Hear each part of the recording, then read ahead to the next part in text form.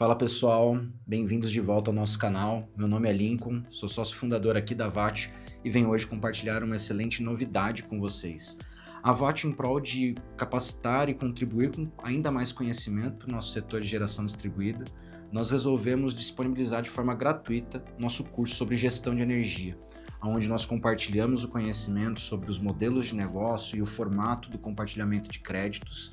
Serão ao todo 12 aulas que nós iremos disponibilizar para vocês de forma gratuita aqui no YouTube. E para quem ainda quiser se aprofundar ainda mais, se tornar um especialista, confira o nosso novo lançamento, que é o curso sobre o gestor de energia, onde a gente compartilha as melhores estratégias, insights e detalhes da operação de compartilhamento de créditos na geração distribuída. Caso você tenha alguma dúvida, deixe para a gente aqui nos comentários, e para não perder nenhum lançamento de nenhuma nova aula, se inscreve aqui no canal e acompanhe as nossas notificações. Desejo a todos uma excelente aula e uma ótima jornada de conhecimento. Nos vemos em breve.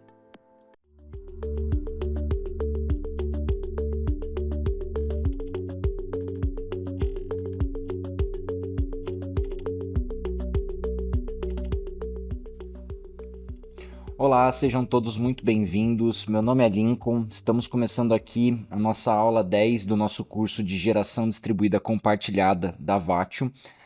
Bom, pessoal, como nós já bem falamos, nosso conteúdo principal foi feito aí até a nossa aula 9.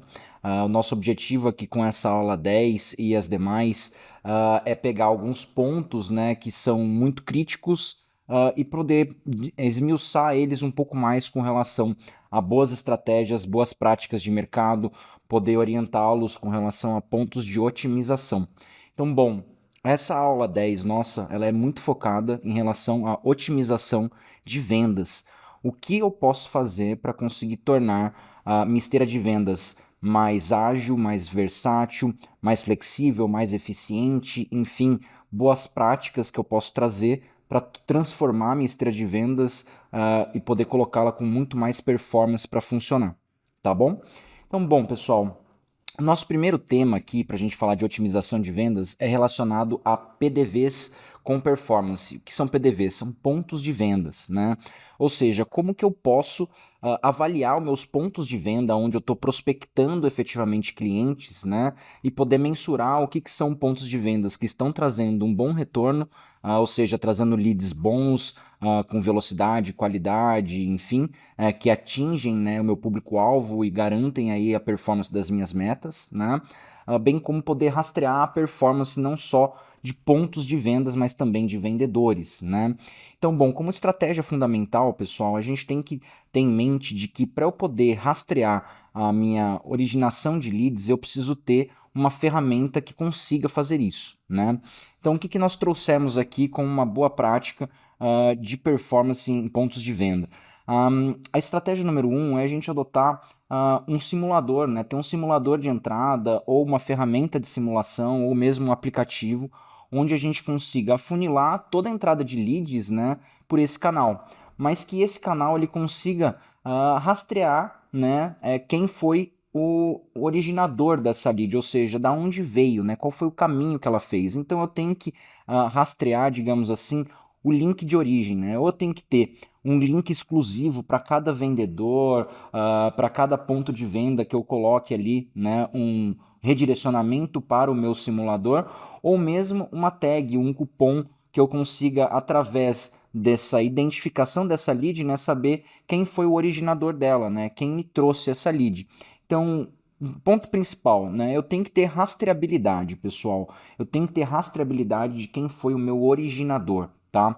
E eu posso trabalhar pontos de vendas de uma forma bem versátil, né? Ele pode ser um QR Code que quando eu leio me joga para um simulador, ele pode ser um link, ele pode ser mesmo um site, um hot site, uma landing page, enfim, tem N formas de se fazer isso. E eu posso trabalhar isso não só a vendedores ou pontos de vendas, né? Eu posso trabalhar essa campanha através de eventos offline e online, eu posso trabalhar com campanhas promocionais, eu posso eventualmente fazer realmente uma promoção e ter um identificador, né, uma tag, um link específico daquela promoção para eu conseguir medir a performance dela. Então, para a gente conseguir mensurar a performance, a gente tem que ter dados, pessoal. Então, a digitalização ela é extremamente importante aqui para que a gente tenha rastreabilidade, dados o suficiente para a gente poder traçar métricas, né? E através das métricas, a gente vai conseguir identificar o que são bons pontos de vendas e poder otimizar a nossa performance, né? Ou seja, conseguir identificar aonde foi um bom lugar que a gente fez uma prospecção, um bom evento, uma boa comunicação, uma boa promoção, um bom time de vendas estruturado. Então, só a partir de uma identificação, um tagueamento dessa lead, né, da originação dela, é que eu vou conseguir performance, mapear e estruturar performance para meus pontos de vendas, tá bom? Bom, um segundo ponto que a gente utiliza muito para estratégias de otimização de vendas, né, é trabalhar metas de vendas, pessoal. Então, eu tenho que estruturar metas de vendas, seja para o meu time, seja para uma campanha, seja para uma ação em específica, um evento. E essa meta de vendas ela pode ser estruturada de uma forma bem básica de duas formas, né? Ou eu vou ter uma meta mensal de vendas, ou seja, eu tenho que bater um volume X para ter uma comissão Y, né? E eu vou estruturando níveis, né, de metas. Então, se você vendeu até X mil kWh, né, de originação de contratos, vou te pagar uma comissão X. Se eu trabalhar um nível maior, uma comissão Y, e eu posso trabalhar duas estratégias, né? Ou uma estratégia progressiva, que conforme eu aumento o meu volume de contratação, eu pago mais comissão, seja um modelo mais agressivo, ou eu posso trabalhar um modelo decrescente, né? Ou seja, quanto maior o volume, menor é a comissão, porque o bolo é maior efetivamente, né? E eu vou pagando menos comissão. Então eu vou colocando meio que um freio ali no meu time de vendas, né? Ou dificultando efetivamente o ganho do meu time de vendas, tá? Uma outra metodologia, pessoal, é não utilizar metas mensais, volumes mensais, e sim eu trabalhar carteira. Então, essa é uma outra metodologia, por quê? Porque eu trago o meu vendedor para olhar a qualidade daquilo que ele está convertendo, né? Então, se eu perco o meu cliente no meio de uma jornada, ou daqui 2 meses, 3 meses, aquele cliente saiu da minha carteira por qualquer motivo que seja, ele vai reduzir a carteira sob gestão do meu vendedor. Então, o meu vendedor tem que se preocupar não só em trazer clientes para dentro, como também em reter esses clientes para que ele tenha um volume na carteira progressivo, né? Que ele vai aumentando o seu volume de energia gerenciado na sua carteira. Então, da mesma forma que a gente trabalha metas de vendas, a gente pode trabalhar a metas por carteira. Então, eu trabalhar volumes na carteira e conforme o volume vai crescendo, eu vou pagando uma comissão mais agressiva para os novos contratos, ou eu posso trabalhar uma ótica reversa, né? De conforme o maior volume que ele vai tendo sob gestão, eu vou reduzindo a comissão dele para novos contratos, tá? Então também vai aí uma questão de estratégia de cada gestor e time de vendas, tá? Mas a princípio a gente tem esses dois modelos que são amplamente utilizados, né? Ou metas mensais ou metas de carteira, tá bem? Um ponto importante, pessoal, é que a estratégia que a gente vai adotar para metrificação, ou seja, qual é o volume, o target que eu tenho e qual é a comissão atrelada a ele, isso depende muito da minha disponibilidade de créditos, né, de energia, para eu efetivamente atrair clientes e preencher aquelas usinas, né? Então, se eu tenho uma necessidade, um volume de energia muito alto, e eu preciso trazer clientes muito rápidos, eu vou muitas vezes adotar uma estratégia mais agressiva, né? Agora, se eu estou trabalhando uma reposição de esteira e tudo mais, eu vou trabalhar uma estratégia mais conservadora, tá? E um outro ponto relevante é eu posso trabalhar essa meta ou por volume de energia, ou posso trabalhar essa meta por receita esperada, né? Ou seja, baseado no consumo médio que eu estou fechando aquele contrato, uma estimativa média de consumo, vezes a minha tarifa de operação e manutenção, por exemplo, eu tenho um valor, entre aspas, médio daquele contrato. E aí eu trabalho uma métrica em cima de valores em reais, né? Montantes em reais de vendas e não montante em energia, em quilowatt-hora mensal. Então eu posso olhar sempre ali, né, para duas metrificações diferentes. Isso também fica a critério muitas vezes do gestor, do time de vendas, daquilo que é mais palpável para o seu vendedor estar gerenciando ou mesmo uma métrica mais sólida para a empresa como um todo, tá bem? Bom, pessoal, além das metas de vendas, né, um outro ponto que a gente utiliza muito para a otimização são os modelos de comissão. Então, eu tenho, a princípio, dois modelos de comissão amplamente utilizados, né? Eu tenho um modelo de comissão sobre o meu volume vendido, né? Ou seja, baseado num valor, né? Eu tenho um valor de originação, digamos assim, né? Então eu tenho uma comissão sobre o valor do contrato, não é uma comissão recorrente. Do outro lado, eu tenho como alternativa uma comissão recorrente que eu vou pagar mensalmente baseado na aferição daquela fatura. Então qual que é a grande diferença? Quando eu falo, né, de uma comissão baseada em originação, eu estou pagando uma comissão bem mais alta, mas baseado na média daquele valor daquele contrato, né? Então, digamos que eu tenho um valor ali, um contrato de 1.000 kWh médio, uma tarifa de OIM é 80 centavos, então eu tenho um contrato ali médio de R$ 800. E aí eu vou pagar uma comissão, 5, 10, 20% de originação para esse contrato, né? Então, pegando ali o exemplo de 10% de originação, eu vou pagar R$ 80 na efetivação desse contrato para aquele vendedor de uma forma pontual. Então eu trago, né, digamos assim, um valor a valor presente, né, uma comissão a valor presente, e aí é uma receita pontual que o vendedor tem por trazer, fechar aquele contrato. Já do outro lado, quando eu trabalho recorrência, né, eu trabalho percentuais bem menores, estão falando ali entre 0,5% a 3%, geralmente de recorrência, e aí eu faço, né, a aferição dessa recorrência baseado no valor da fatura, ou seja, lá na ponta, quando eu gerei o faturamento, qual foi o valor da fatura que eu gerei, esse valor é volátil, baseado em compensação, injeção, ou mesmo no consumo do cliente, né? E aí, sobre esse valor pago, né, ou seja, a fatura paga, eu calculo qual que é a comissão daquele vendedor, daquele parceiro vinculado àquele contrato, né, e faço o pagamento daquela recorrência. Então, a recorrência, ela visa uma remuneração menor, porque ela é ao longo da vida. Então, o vendedor que está trabalhando, né, o parceiro ou vendedor que está trabalhando no modelo de comissão recorrente, ele tem uma visão de longo prazo, ele quer que aquele cliente perdure por vários meses ou anos ali dentro, né? E aí, fazendo um comparativo bem simples, né? A gente tem aí no mercado, quando a gente fala de comissão de vendas, né, ou seja, baseado em originação de contrato, tem um pagamento pontual, uma comissão que fica ali entre 5 a 30% do valor do contrato, né? Então, se eu tenho uma comissão recorrente de 1%, né, quando eu faço comparativo, é a mesma coisa de eu ter uma comissão recorrente que fique entre 5 meses a 30 meses, né? Então, para você ter uma noção de que quem trabalha comissão recorrente tem que olhar a longo prazo, mais de 30 meses, para ele ter um ganho efetivamente maior do que um ganho pontual na originação.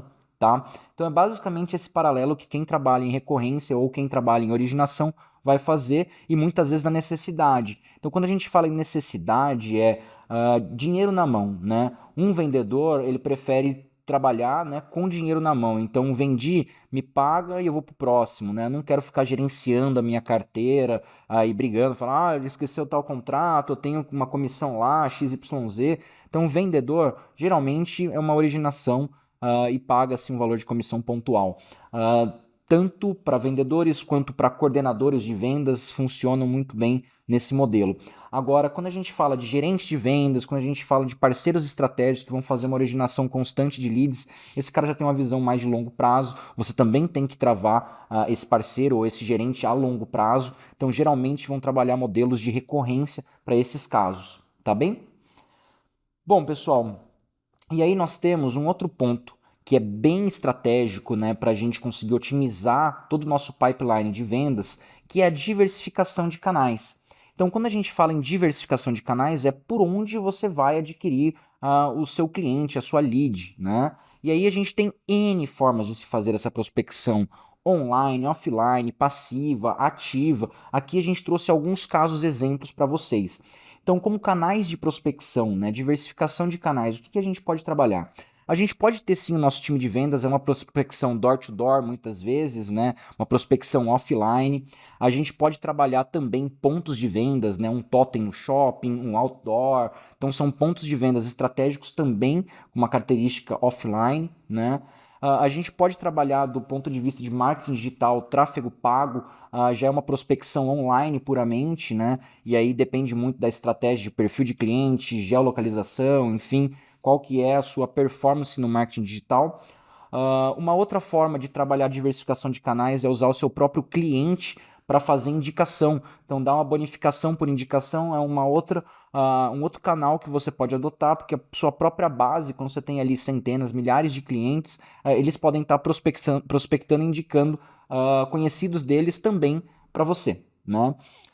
Uma outra forma de fazer uma prospecção é através de propaganda. A propaganda ela pode ser tanto online quanto offline, seja ela em rádio e TV, seja ela de uma forma mais pontual em YouTube, Google, Facebook Ads, Instagram, etc. Né?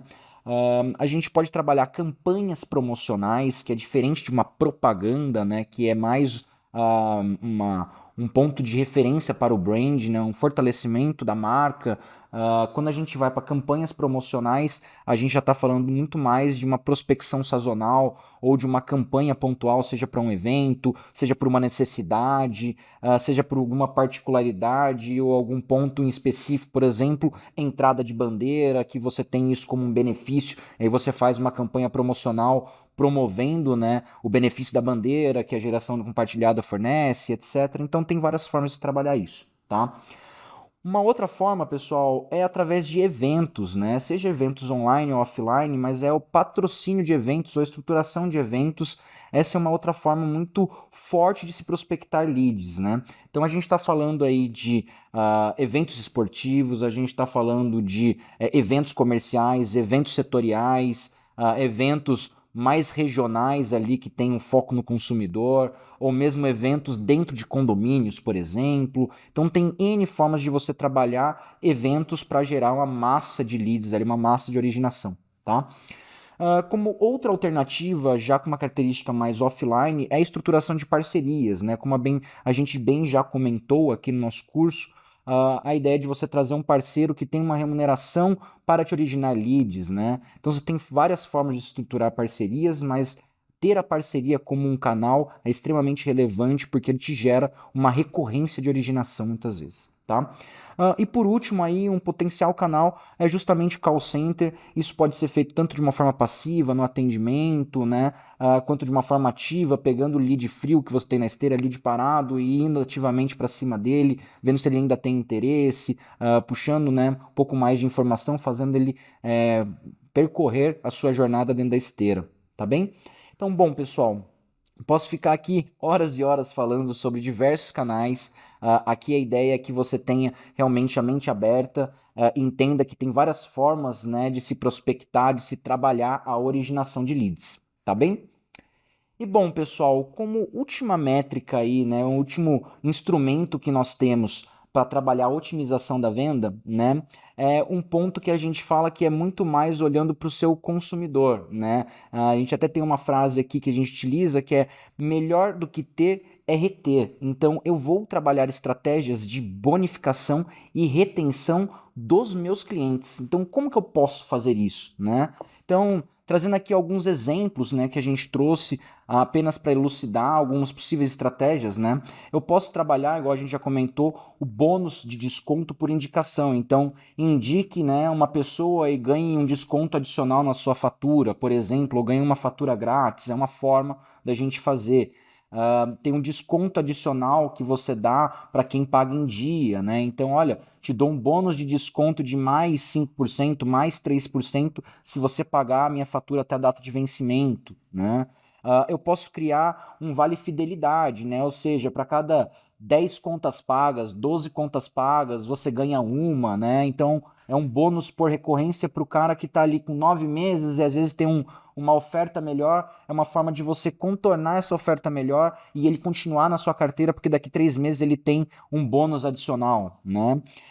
Uma outra estratégia que o pessoal utiliza muito e tem se tornado extremamente pulverizado e popular é o cashback, né? Ou seja, pague em dia e ganhe 1, 2% de desconto adicional na próxima fatura, e se você pagar em dia, você ganha para a próxima. Então, é basicamente a mesma estratégia de desconto adicional para pagamento em dia, só que com a visão de cashback. Você não ganha nesse mês, ganha no próximo, né? Pague em dia esse para ganhar no próximo, pague em dia no próximo para ganhar no outro, e assim vai, né? Então você trava o benefício no próximo pagamento, né? Uma outra estratégia de retenção.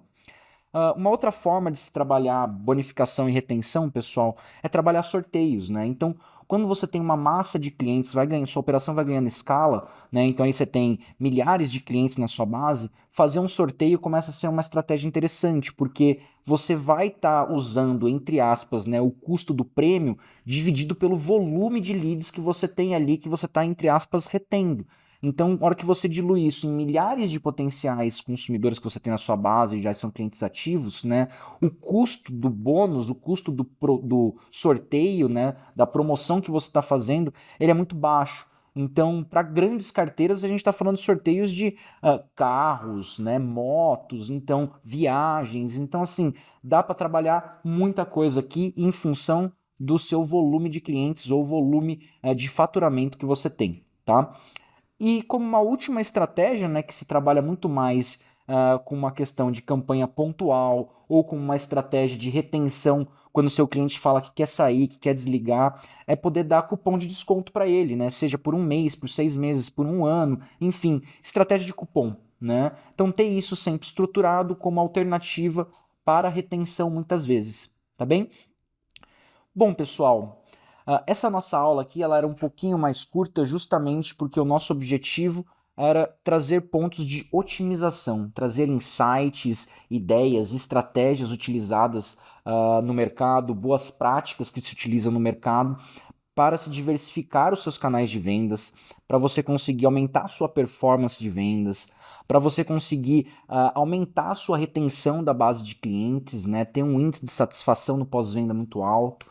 Então tem N formas da gente se fazer isso. Aqui a ideia era partilhar com vocês algumas sugestões, algumas visões para que você consiga implementar isso dentro da sua carteira, dentro da sua gestão e conseguir ter resultados melhores daquilo que você já obteve, tá bem? E bom, pessoal, essa aqui foi nossa aula 10 falando sobre otimização de vendas. Nosso próximo capítulo a gente vai falar sobre estratégias de otimização de gestão, que foi um ponto que a gente debateu muito aqui no nosso curso, e existem ainda algumas estratégias, alguns insights que a gente deixou para o nosso final para poder compartilhar com vocês. Então, aguardo vocês na nossa próxima aula falando sobre otimização de gestão de energia e poder tirar realmente todas as suas dúvidas, poder balizar no ínfimo detalhe as suas estratégias para que você tenha uma operação extremamente eficiente e rentável. Então, nos vemos na nossa próxima aula, no nosso próximo episódio, e muito obrigado pela sua atenção até aqui.